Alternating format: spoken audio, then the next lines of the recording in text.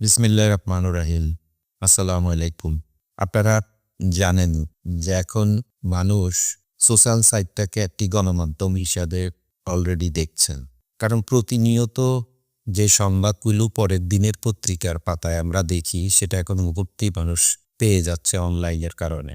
সবগুলো গণমাধ্যমেরই এখন online page রয়েছে। তাই আমি সোশ্যাল সাইটে নিজেও কিছু সময়ের জন্য হলেও অ্যাক্টিভ থাকার চেষ্টা করি।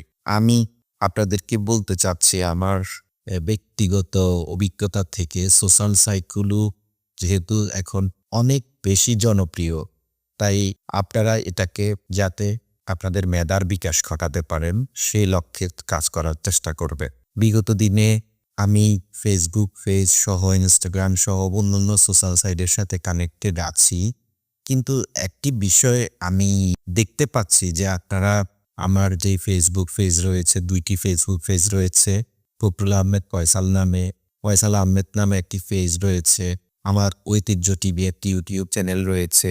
ঐতিহ্য টিভি এবং ঐতিহ্য টিভি এন্টারটেইনমেন্ট নামে ফেসবুক পেজ রয়েছে, ইনস্টাগ্রাম রয়েছে। সেখানে মেসেঞ্জারে অনেকেই প্রচুর মেসেজ পাঠাচ্ছে এবং আমাদের যেই সোশ্যাল ক্লাব মুগ্গুর স্মৃতি সংসদ সেটিরও একটি ফেসবুক পেজ রয়েছে, ইনস্টাগ্রাম রয়েছে, ইউটিউব চ্যানেল রয়েছে।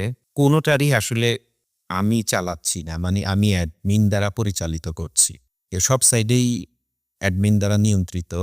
তো অনেকেই হয়তো মেসেঞ্জারে বা কমেন্টসে বিভিন্ন কিছুতে লেখালেখি করছেন, দাওয়াত দিচ্ছেন বা অনেকে উত্তর পাচ্ছেন না।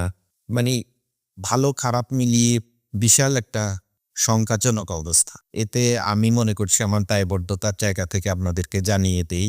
ইনশাল্লাহ আমরা এগুলোর রিপ্লাই দেওয়ার জন্য আমার অ্যাডমিনদেরকে বলে দিব। আপনাদের সাথে যাতে কানেক্টেড থাকে, আপনাদের কোনো কিছু জানার থাকে যেন জানিয়ে দেয়। আমার সাথে যদি আপনাদের কোনো যোগাযোগের প্রয়োজন হয় তারা যেন সেটা আমাকে জানায়, আমিও আপনাদের সাথে যোগাযোগ করব। যেহেতু আমার ঐতিহ্য টিভি নামের একটি চ্যানেল রয়েছে, এখানে যারা তাদের জীবনের বিভিন্ন গল্প শোনাতে চাও অথবা স্বাবলম্বী হওয়ার বিষয়ে অনেক জায়গায় প্রতারণার শিকার সহ ব্যবসায়িক সামাজিক নানান বিষয় নিয়ে কথা বলতে চান, আমি অনুরোধ করব আপনারা আমাদের এই ঐতিহ্য টিভির চ্যানেলে আসবেন। আপনাদের মনের একান্ত কথাগুলো শুধু আমরা শুনবো না, আমরা সবাইকে শোনানোর চেষ্টা করব। কিপেন আমরা গণমাধ্যমে সেটা প্রকাশ করার চেষ্টা করব। দৈনিক পত্র-পত্রিকা থেকে শুরু করে বিভিন্ন স্যাটেলাইট চ্যানেলগুলো থেকে শুরু করে সব জায়গায় এই বিষয়গুলো তুলে ধরার চেষ্টা করব। মানুষ যেন প্রপারলি জানে। আর এই জানার মাধ্যমটা এখন কিন্তু খুব সহজ। আপনি যদি আপনার কিছু বলতে চান অবশ্যই আপনি আসবেন।